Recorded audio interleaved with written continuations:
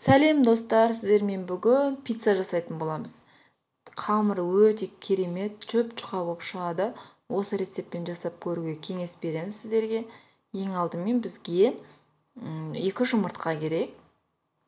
Дрожжсыз жасайтын боламыз, яғни ашытқының көмегінсіз. 2 қасық майонез, 2 қасық қаймақ саламыз.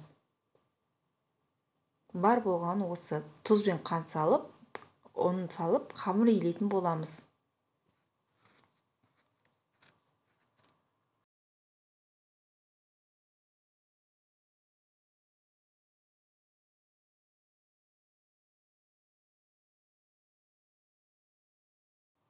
Нанымызды тындырып қоямыз.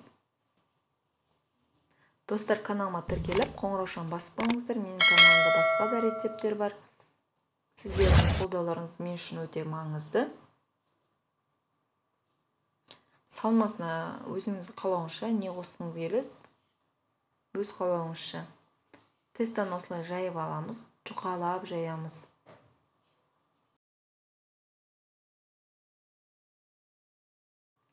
Көріп тұрсыздар, осындай жұқа болып шығады.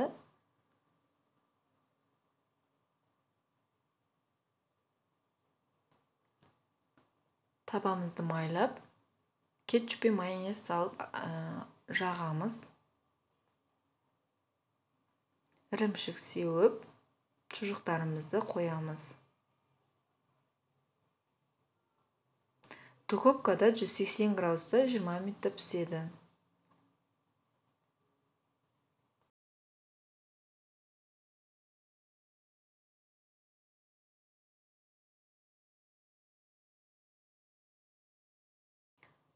Міне дайын болды, өте дәмді болып шықты. Достар, жасап көріңіздер. Балалар сүйіп жейді осындай пиццалар. Ас болсын. Менің каналыма тіркелуді ұмытпаңыз.